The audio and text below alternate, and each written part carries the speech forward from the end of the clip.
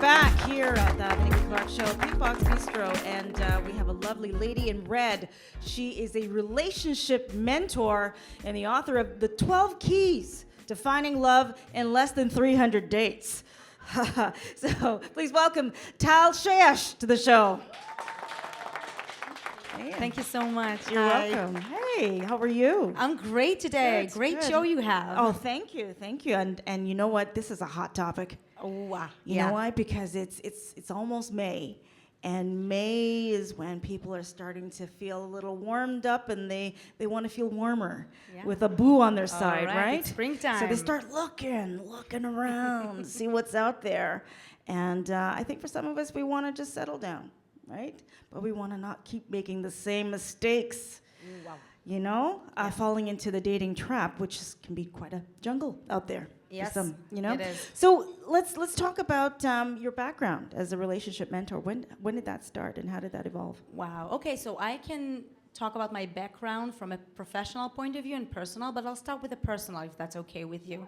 So when I was 28, I was standing in front of the door. That was the door of the apartment of me and my ex-boyfriend. I was like my mythological ex, the one who I'm supposed to get married with. That's the person. But he said, no, I'm not marrying you. And Did you ask him? No, he just said to me, I know you want to get married, but I don't think I'm ready, and I don't think I'm not you marrying are. you. Wow. I'm not marrying you. That's Okay. what he said.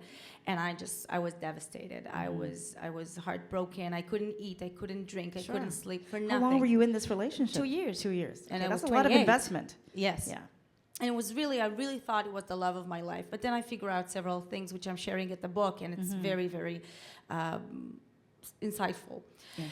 Anyway, so I was there. I didn't know what to do, and I started going back to the dating scene over and over again. And I was like, looking okay, and thinking what's gonna happen to me. And then it comes date after date after date, and I just couldn't find anybody who is a perfect match for me. No And connection. No, and I started asking myself, like, aren't there any good guys left? Are they all married? Are they gay? What's going on? Is there anyone? Just one for One me? guy, Just yeah. one guy for me? Yeah. So it took me 4 years, and then I met somebody which I really fell in love with, but I turned out that if I stayed more with him, it became a very abusive relationship. Wow. And I was very low. I was in the deepest place I've ever been. I was in a very low position, and I just made a covenant with myself, and that's my first breakthrough, and that's the first chapter of the book. Right. The covenant with myself, because you can't do anything without loving yourself, Yes. without nurturing That's so yourself, true. and without having this contract, this covenant with yourself of what you... You're not going to lower your standards, right? Exactly. Okay. And then I started to develop this 12 keys, and after I managed to work on them with myself, after 2 weeks, I met the love of my life. 2 weeks. Wow. And after 2 weeks, he told me, I want you to be the mother of my kids. And after a month and a half, I had a ring on my finger. After a week, I discovered I'm pregnant. And after a week, I discovered that the pregnancy is twins.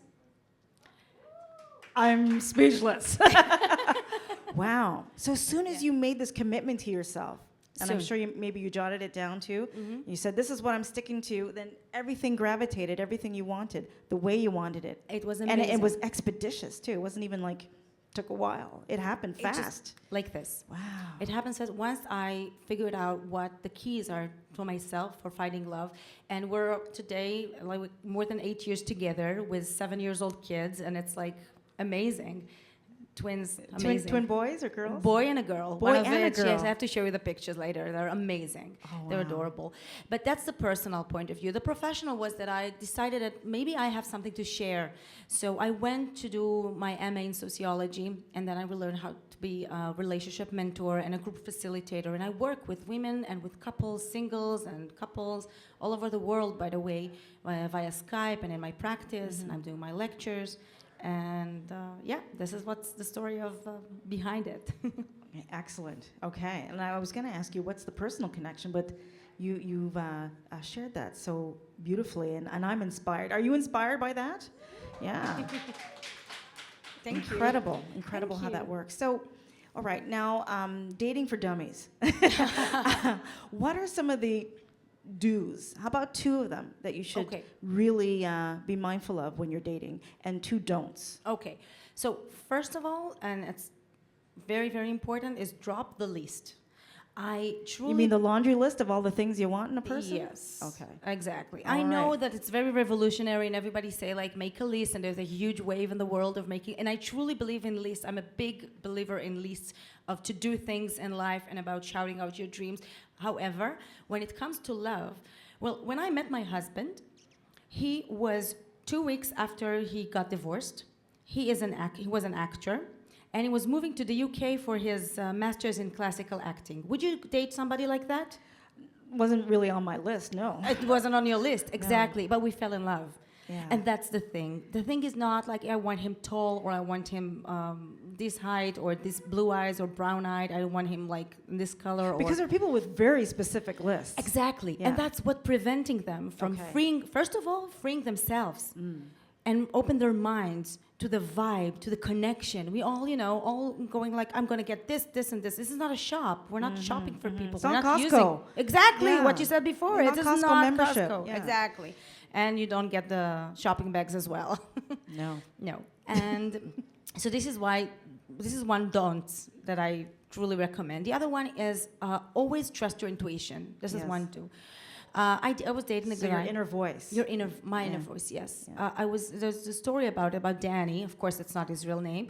A gorgeous man who told me that he was studying in Harvard for his PhD, and that he told me about his height on the internet and everything. We got together, but something was really not feeling right, and I couldn't tell what, because everything, the story, it aligned too well. I don't know, everything, no holes in the story. It just sounded too good on the resume. It sounded exactly too good on the resume, and after a month, I figured out that I have a business with a pathologist liar. That's how you say it? Yeah, a big liar. A big liar, that's it.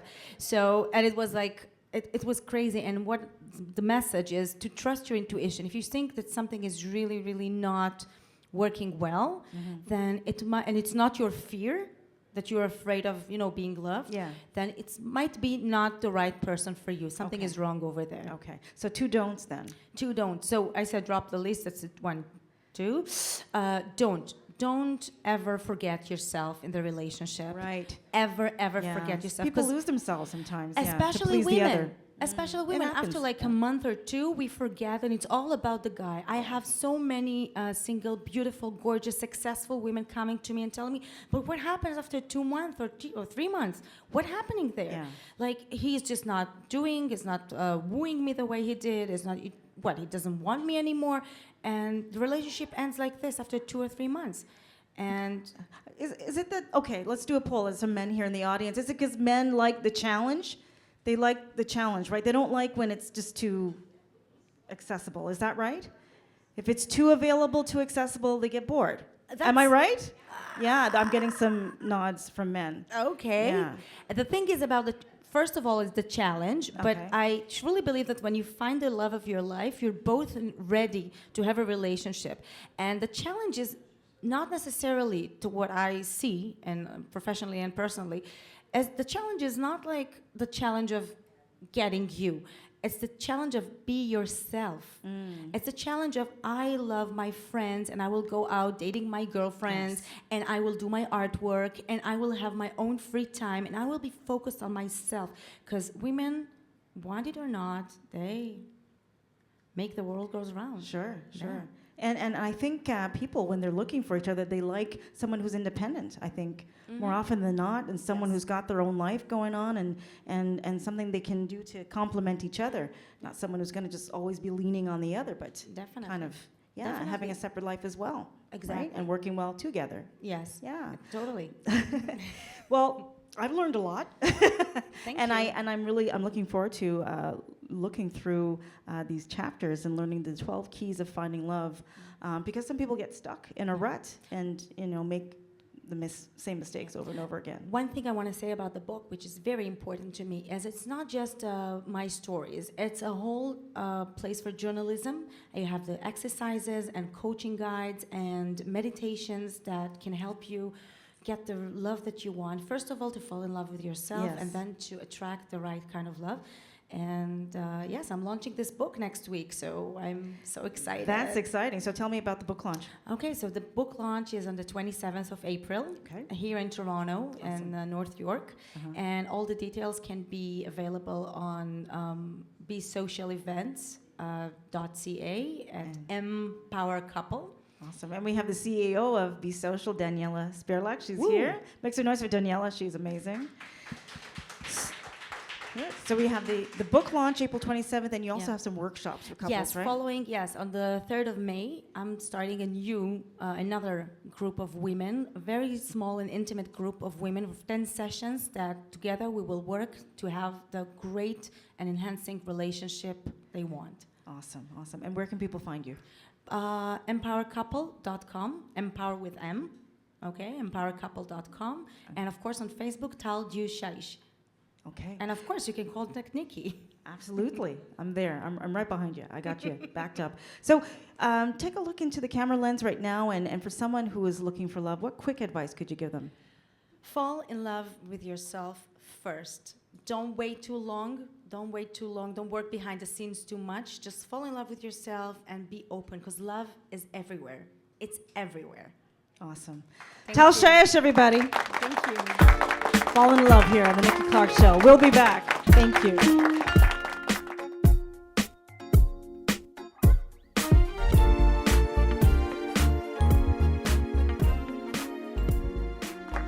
All right. Thank you. Thank you. We're back here, the Nikki Clarke Show, and we have a very special woman. She is a historian, she is a lecturer, and she is the author of her latest release, Steal Away Home. Please welcome Karolyn Smardz Frost to the show. Awesome. Congratulations on your latest book. Thank you very much. Yeah, awesome. Thank you so much for being here. You flew all the way from Nova Scotia. I did. It's lovely to Awesome. be Make back some in noise Toronto. for her.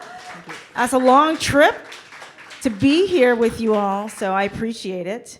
And I really like your gift of storytelling. It's beautiful the way that you express yourself. And I started the book. I haven't finished it yet, but it's a great story. Let's talk a little bit about your background as a historian. How did that begin? And then you have a focus too on Black history. How did that kind of veer out into that area? It all comes together. I started out as an archaeologist, and I wanted to be an archaeologist since I was 7, so it was a lifelong dream. But I was brought up in a household where social justice was really a major part of what one was expected to do, and I woke up at 21 being an archaeologist and realized I wanted to make it more relevant to ordinary people, to people, everyday people whose heritage it was we were researching. So in 1985, with the help of the provincial government and the Toronto Board of Education, we put together a program called the Archaeological Resource Centre, where every school child in Toronto schools took part in real archaeological digs with archaeologists. Okay. And our pilot project was at the Sackville Street School, which is now Inglenook Community School. And we discovered under that schoolyard had been the home of a man by the name of Thornton Blackburn and his wife Lucy, who started Toronto's first taxi business and were fugitive slaves, freedom seekers from Kentucky. They came on the Underground Railroad, and this was the first Underground Railroad site ever dug in Canada. Okay. And a lot of people may not know the rich Black history there is in Toronto. So that's a really kind of revelation for a lot of people, and especially the connection with the first city cab. And the colors are used today on the TTC, red. Yeah. Red and yellow. The cab was painted red and yellow. The whole thing came together with the discovery of that site, and I fell in love with Thornton and Lucy Blackburn. My great-grandmother was a slave in Virginia. But my heritage, I'd always known this as part of my heritage, but I had never delved into African Canadian history in any depth until Dr. Daniel Hill, who was one of the founders of the Ontario Black History Society, encouraged the dig, encouraged me to engage in studies of the Blackburns, and sent me back to university At the age of 39, I finished when I was 47. I did my PhD in African Canadian history in order to do a better job on the book. The book took 20 years to research. 20, wow. 20 years to. I had to earn a living in between. It wasn't all. It wasn't all. The book. But I went to 13 American states to find out the history of the Blackburns. It was the first new biography of a fugitive slave since the Civil War. And to my I thought my 3 best friends and my mother were going to read this book. It took the Governor General's Award in 2007. Amazing. And was the first book on African Canadian history to do so. Wow. And while I was finishing the research, I discovered 5 letters from a slaveholder in Kentucky to her former slave in Toronto, a woman who had run away from her. They engaged in a 20-year correspondence. Cecilia Jane Reynolds is the subject of my new book, which is Steal Away Home. And her former mistress, Fanny Thruston Ballard, and she had grown up in the household together, and they wrote to each other for 20 years 20 after years. she ran away. Wow. Yes. And that's the foundation of this book, Steal Away Home. Steal Away Home. And what's the reference to Steal Away? She stole away, and then she went back home. She escaped in 1846 by way of the Cataract Hotel, which was an elegant, gorgeous hotel above the rapids at Niagara Falls, when her owners took her there while they were on vacation. She liked the view of the falls better from the other side, however, and escaped to Toronto, where she married her rescuer. His name was Benjamin Holmes, and she lived right behind where Osgoode Hall is today. Her husband was an Underground Railroad conductor on the steamboats. He was a waiter on the steamboats. He helped people get to Canada, and she received people in her own home. And this was a major sacrifice. It's something we don't think about today when people had to make clothes with a needle and thread. There weren't even sewing machines. So, and they were not wealthy, so when they took people in their homes and gave them clothing and food, this was a major personal sacrifice. That we really need to admire the courage of the people who did this and the generosity of them. Eventually, she and her husband, the reason she wrote to her owners is she wanted to get her mother's freedom. But her mother was very, very expensive. I talk about these letters between Fanny and her mother. Is it trying to buy her mother? Yeah. I talk about these letters between Fanny and Cecilia, and it sounds like they seem like really nice letters, except when Cecilia says, "I'd like to buy my mother's freedom," and Fanny writes back and says, "Well, you know, everybody's doing really well here, nice to hear from you, and by the way, your mother's $600. Well, you could build a house in Toronto for $150. Wow. So think about the cost of this and how hard it would be for a couple to raise that kind of money. Right. So she and her husband went off to Europe. He went to the Australian gold rush to try and raise the money to save her mother. They became separated, and she came back to Toronto alone, and eventually he came back, and he died in 1859. She moved to Rochester, New York, fell in love with another man while she was working with Frederick Douglass on his Underground Railroad operations there. What an amazing life. It is.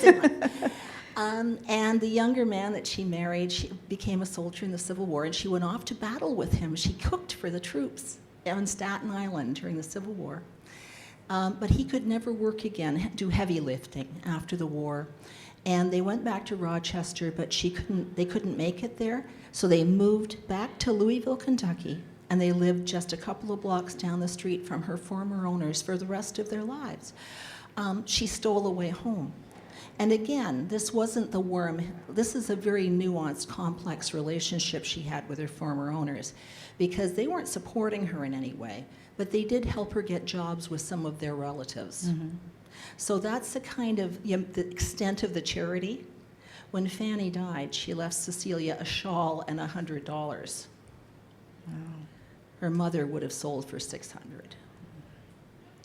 Complicated lives, but their children, and Cecilia's children and her stepchildren grew up to do wonderful things. The character of these people, the incredible bravery and their intelligence and their ingenuity comes through in every nuance of their life, every element of their lives, and it comes through in the lives of their children, the people that came after them.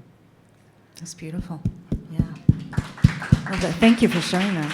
Yeah.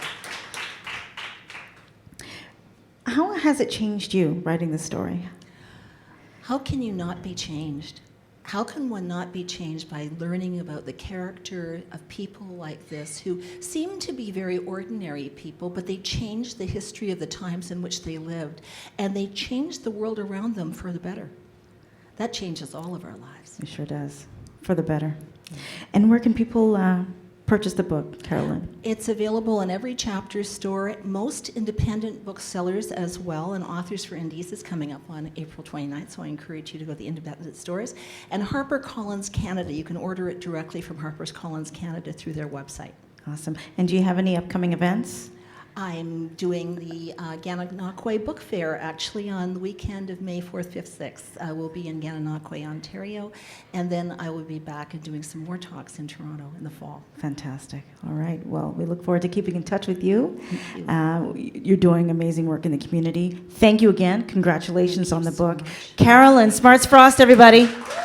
Thank you. Steal away home. Get your copy. You can get a copy today here at the Paint Box. We'll be back.